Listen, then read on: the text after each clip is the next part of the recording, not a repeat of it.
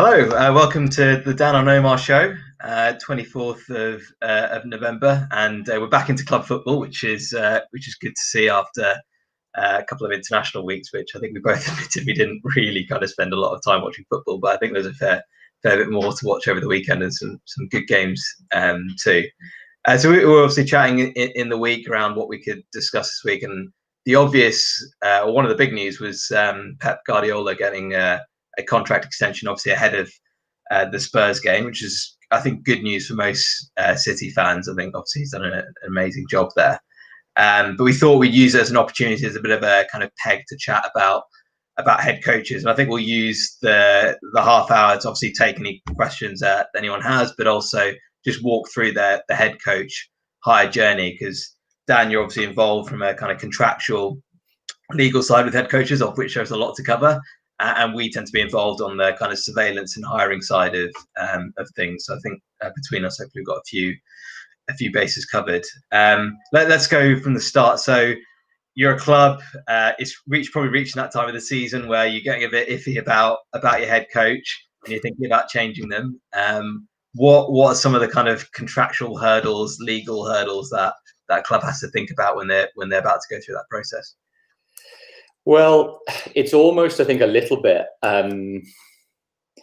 if we can go a bit further back, because what tends to happen sometimes on some managerial deals is the contracts can get signed pretty quickly without actually thinking about the worst case scenario, which tends to happen, which is at some point, and it's happened sooner rather than later a lot of the time, is just like the sun sets and the sun rises, managers are appointed and then they are sacked within a particular period of time, unfortunately, which means, usually whenever I'm doing any type of contract, if it's an employment contract or a commercial agreement, what I tend to almost consider first is what is the worst that can happen, and then how do you work backwards? Now it sounds a little bit, generally like the wrong way of looking at it, but actually really what you also need to be doing is thinking about mitigating your client's risk exposure. That's the the legal way of thinking about it, and usually the ways that you'll go about thinking about that in terms of KPIs and performance indicators as to compensation should the worst happen, and for example a client or in this terms a club want to potentially fire their manager. Now I think I know it's public record from a few years ago now when David Moyes was at Manchester United, not for a particularly long period of time before he was effectively sacked, and he had a really long-term deal. I think it was over 5 years really.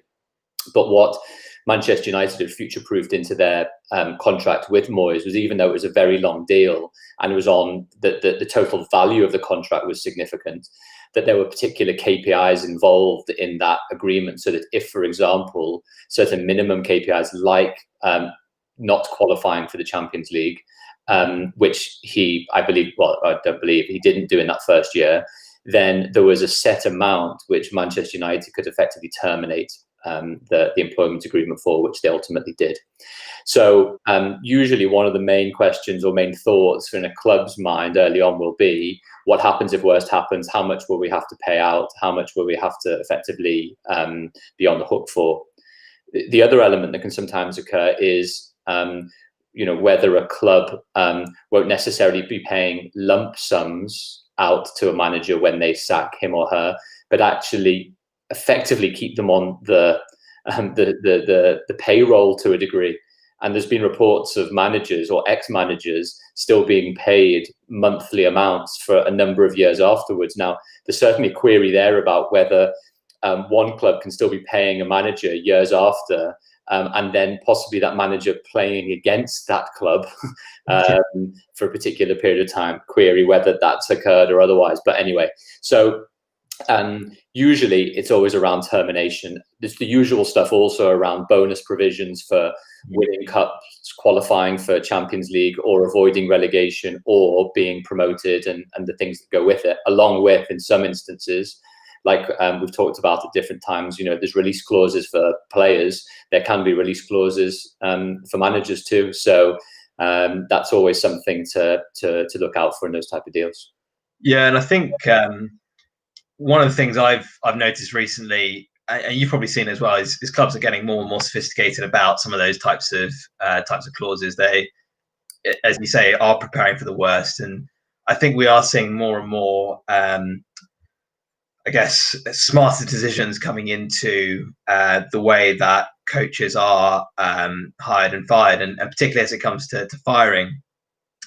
There's more and more analysis of things like expected goals data to understand, has the head coach been lucky or unlucky, to the extent that we've been working with clubs where they've decided not to sack a head coach, partly because they could see that the team was performing okay, even if they weren't getting the results, but they had the data, the XG data, to say, actually, this team, our team's not doing as badly as what the results suggest, and results should turn. Because, yes, there are provisions within contracts, but ultimately clubs still have to pay quite big kind of termination clauses in contracts. I mean, there's Chelsea's have been well publicised in their financial accounts, so they have to get smarter about these types of decisions nowadays. Can I ask one question as well, Omar, on that side? Because it's been sort of well documented that there's a number of data-driven clubs that do an excellent job, a number obviously that you work with as well. And without obviously going into particular details, the things that I've read over the years are, for example, particular clubs will model what the actual league should look like, bearing in mind XG or other types of performance-related barometers, especially in low-scoring games like football, to understand whether the underlying performance of a team is aligned with their actual performance over a particular period of time. So I remember there was a story a while back as to FSG explaining that Klopp was effectively hired, among other things, even though he had a very poor first half of one of his last seasons in charge of Dortmund. But actually his underlying performance matrices were actually very high, regardless of the position that Dortmund found themselves in the short term. So I'd just be interested to hear how that works in practice when you're actually speaking with clients about that underlying performance as opposed to what the table actually says. Yeah, exactly. I mean, that Dortmund example is probably one of the best case studies you can find about a team being unlucky. So early February in the 2014-15 season, Dortmund were bottom of the league, which was just unthinkable because 18 months earlier, they were in a Champions League final. But one of the things that you would see in the underlying data is that they were constantly creating high quality chances, and they actually weren't conceding very high quality chances. And they were just, as you say, it's a low scoring sport, just they were constantly flipping tails, basically. And that can happen. It's going to happen to someone somewhere. So they were bottom of the league, but their underlying metrics suggest that they were the fourth best team in the league. Second half of the season, they actually had, I think, the second best record in the league, and finished seventh. So from being bottom of the league to finishing seventh is obviously quite a good turnaround. But clearly that had taken a lot out of Klopp and ultimately led to his resignation. But clubs, Dortmund were a special case. They were never going to sack Klopp, but pretty much any other club that you can think of in that position would have sacked the head coach, brought in another coach, seen the improvements and go, the new head coach has made a big effect. Whereas actually the previous head coach might have turned it around anyway. And there's other examples that come to mind. I mean, I think of Newcastle at the start of, might have been the same season, 14-15 season, where Alan Pardew was without a win or one win in 7, something like that. I remember Sean Ingle wrote a column in The Guardian at the time saying actually the team's not performing that badly, things will turn around. I think Newcastle went on a kind of 5 or 6 game winning streak off the back of it. And they didn't change, again, they didn't change the head coach, which is the key thing. And so that's in statistics known as regression to the mean and happens all the time with head coaches. And that absolutely is a consideration now. And I think a lot of clubs, they're not necessarily wedded to the data, but they try and get a perspective on, how good is our team really? Because if we are going to spend, hundreds of thousands, millions potentially on sacking a coach, we don't want it to be just to have an effect that we would have had anyway. No, I think that's totally right. And that sort of neatly leads on, I know, to a lot of the research generally that you've done and I've read, which has been fantastically important actually, but interesting as well, as to sort of the value that you can actually attribute to elite coaches performing at the top level. And some of the statistics, suppose, was in the case at least of what you wrote in my book Done Deal, which I was really appreciative of, is, you know, top players can potentially be the difference of 4 to 5 points in a particular season, over a long season. And without giving away too much about what you're going to necessarily say afterwards, sometimes managers the impact can be double for some of those managers. So it would just be really interesting to hear that methodology. And I guess 2 things. One, is that actually the case that managers can make such a significant difference? And if that is the case, you know, a lot of recruitment time and resource goes into looking for the best possible players for particular positions. Do you still feel that is something that clubs don't do as well, or some clubs do a lot better than others? Yeah, so I think Liverpool are a really interesting case study at the moment, actually, because Van Dijk got injured. So arguably Liverpool's best player, most important player, got injured. You know, everyone talks about Liverpool's title hopes are potentially over, but they've actually since the injury, I don't think they've lost in the league. Maybe dropped a couple of points. Obviously, top of the league, favourites of the league now, having certainly not been after that injury. And why is that? Well, that's probably because they've got an amazing head coach who is just phenomenal at getting the best out of his players. So even though Van Dijk, yes, I think when he was injured, we projected the team to kind of dip by 3 or 4 points over the rest of the season. To a degree, that's compensated by the fact that they've got a head coach who can bring in players into new positions or young players and so on that can improve the team. And so the way that our modelling and analysis works is that with head coaches, what we've historically done, because it'd be quite hard to tease apart what's the coach and what's the players. If you look at the kind of short-term impact of coaches where they don't have a transfer window to change the team and can't overhaul the squad to their making, what you can do is you can look at the kind of short-term improvement in underlying performance, and historically the top coaches have kind of improved the team by in the region of kind of 10 points per season over a short period of time. The challenge is a lot of clubs don't know who those top head coaches are that are going to improve their team, because whilst Klopp is a perfect fit for Liverpool, he might not actually be a perfect fit at, I don't know, another club, a Leicester or whoever, because the players aren't right, the culture isn't right, you know, the philosophy of the club isn't right, whatever it is.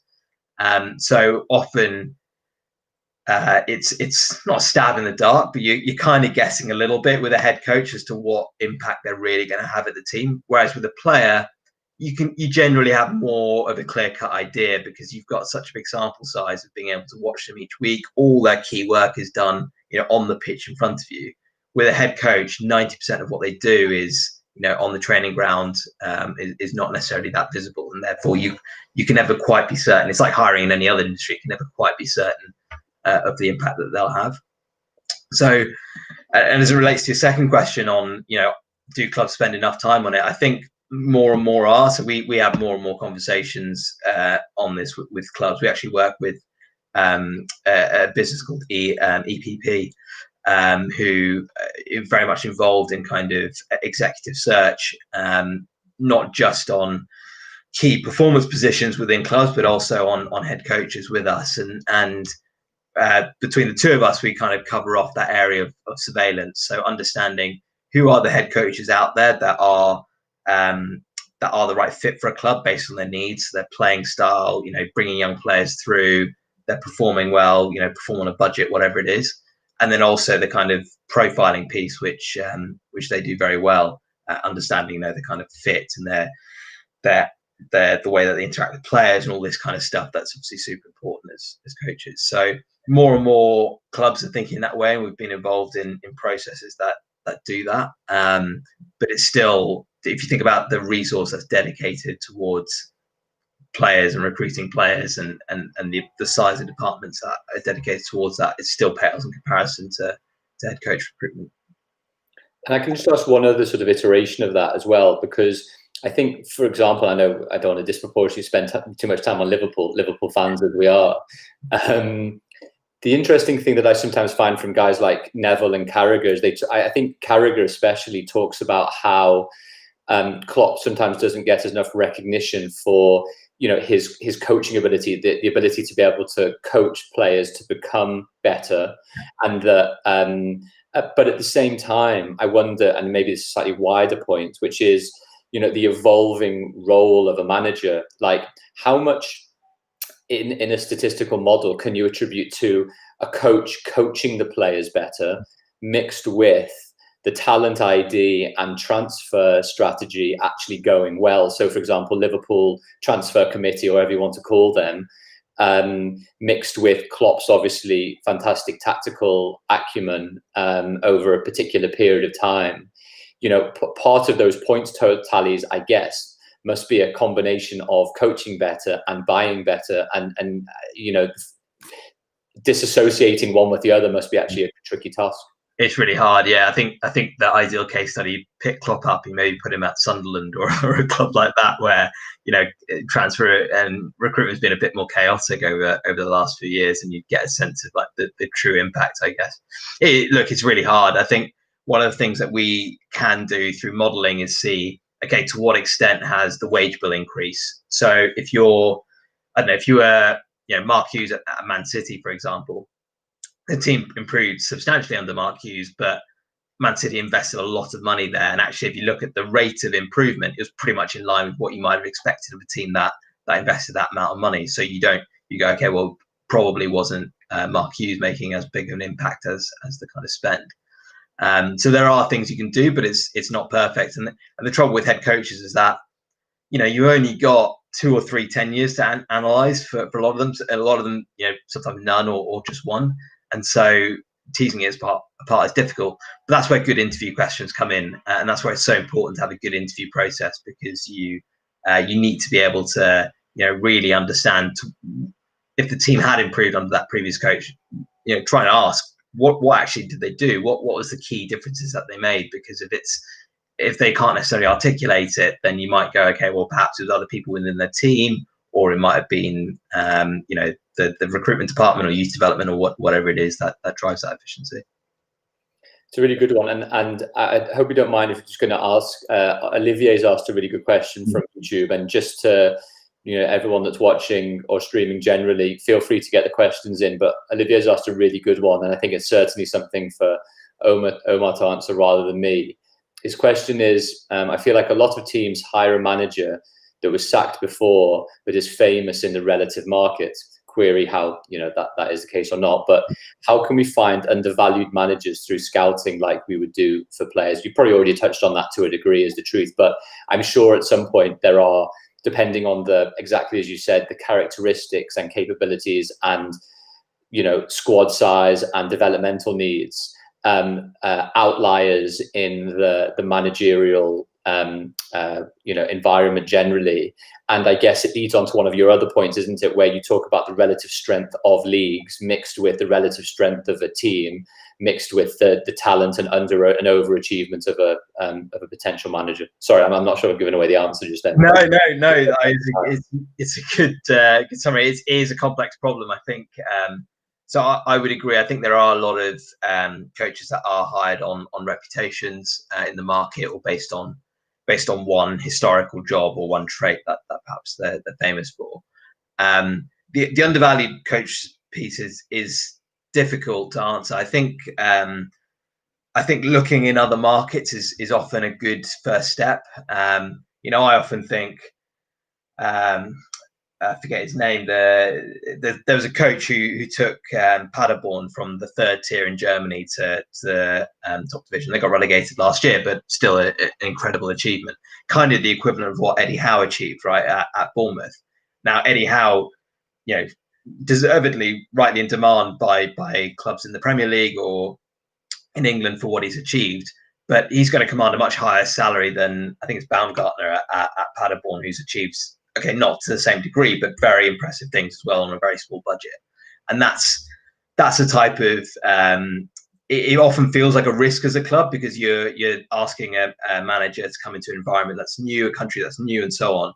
But actually, if you look at the evidence, coaches who have experience in that league don't perform any better than coaches that don't have experience in that league. So if you talk about undervalued or overvalued things, one of the overvalued things is experience within a league. And you will overpay for it in terms of salary.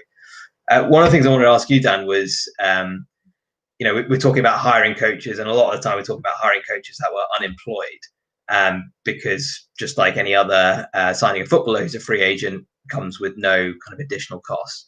What does a transfer market for coaches look like? How does that work? Well, it's an interesting one, and I think it's something that's probably got a bit more nuanced over the last few years. We talked very briefly at the beginning about release clauses, for example, and there have been a number of occasions where managers are in demand whilst they are in a job. Thinking about Silva at Watford, when Everton wanted him, they couldn't agree a release amount. 6 months later, Watford sack him, and then he turns up at Everton a little bit of time afterwards, after Allardyce, maybe, I think it might have been, or otherwise. So that was an odd one in itself, but it sort of it illustrates the issue, which is, if there are release clauses for players, and some of those players maybe will likely be more valuable in terms of the compensation that one club will have to pay the other to effectively agree to terminate the contract. The same is certainly the case with managers. That the slight wrinkle and complication a lot of the time can be, however, because usually a manager doesn't go by himself or herself to a particular club. He goes with a whole set of backroom staff. Sometimes it can be as small as 2 or 3. Sometimes I've seen can be as big as 10 to 15 people. Which covers everything from first team to youth to technical to scouting and data analytics and everything else alongside. So, sometimes when a club is looking to hire a particular manager, the outlay for the manager certainly doesn't cover what might be the holistic costs for taking effectively a small department to that club. Now, and there's obviously cost implications for that as well. The flip side of that, when we talked about termination rights and such previously, was that if that is the case and managers are bringing with them larger teams, then the issue of upping and moving, if that manager wants to leave, along with the rest of their backroom staff, becomes more difficult, because there can be gardening leave, other types of restrictive provisions in those employment contracts, which might actually mean that if a manager wants to leave, it might be more difficult for him or her to take those staff members with them to that new club. So, in a time when things are becoming, even greater in terms of the value that can be attached to managers, especially perhaps, when the club hasn't started well in the season. I'm just thinking Roy Hodgson, for example, before he took over at Palace and has, more or less steadied the ship to, for Palace are a well-drilled mid-table looking, aspirationally up, whereas previously, for a little bit of time under De Boer and others, they were, looking, on course for relegation. So what I mean is sometimes, the opportunity cost and the value of getting the right manager in for the short term and long term, it's hugely important to be able to work out and identify the manager, the managerial team behind them, and after that, really just to strategically plan whether it's a one-man band or if it's a 15-man band. Yeah, it's the backroom staff dynamic's really interesting, because I think more and more clubs are trying to pin coaches down to say you can only bring in 1 or 2 individuals. But it is hard. Like if you want a really top coach, then sometimes they've got the negotiating power, not the club. And there's also the dynamics of if a head coach deserves a pay rise, he's often going to back his staff as well to get a pay rise and kind of make sure all the contracts are kind of proper and reflect the value that they're adding to the club. So it's not like negotiating with one player. It's often a kind of almost like a chess match, I guess, to coordinate all the contracts.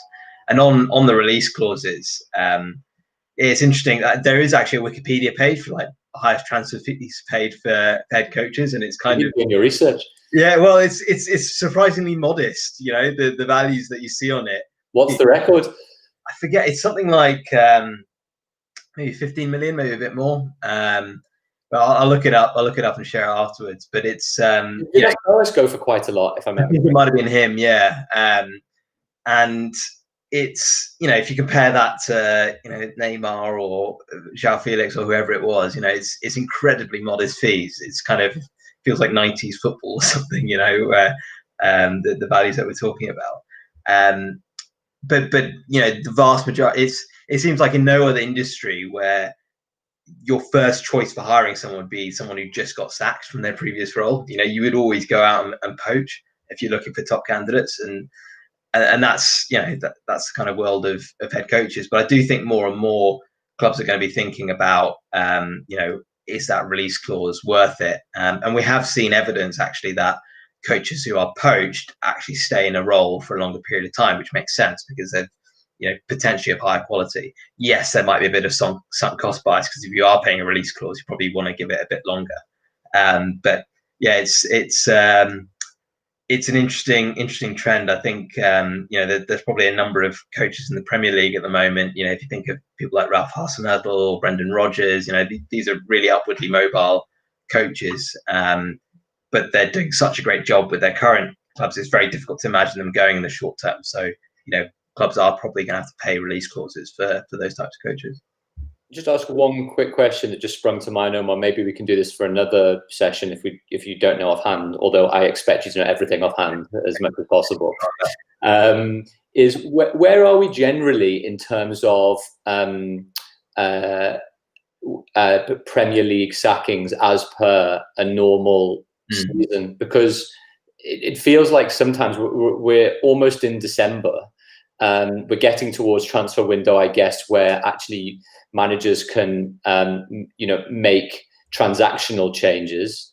But it feels like we haven't really had that many sackings, just generally, just as a feeling as things go.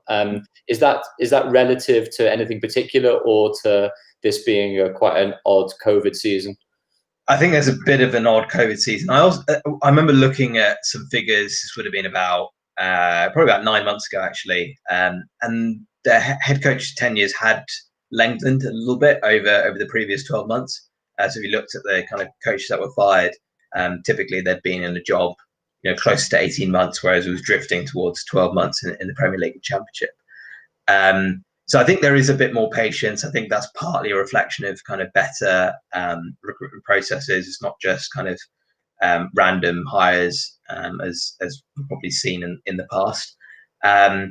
But I also think I was thinking this as well before our chat, and I was trying to see what game week. So we're in game week 10 now, I suppose. We're going into game week 10. Last season, Watford fired their head coach after just 4 matches. The previous season before that, Fulham fired theirs after 12. And I think generally it's before 12.